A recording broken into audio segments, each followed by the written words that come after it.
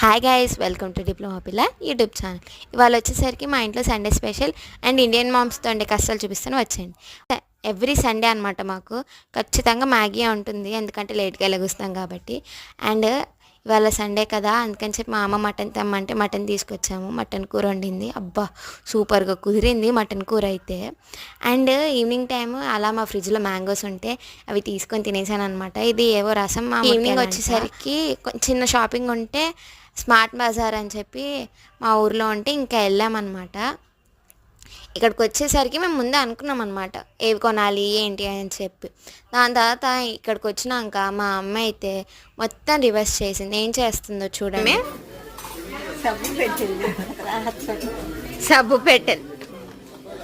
సబ్బు పెట్టెలు తీసుకోవడానికి వచ్చావా నాగలక్ష్మి నువ్వు?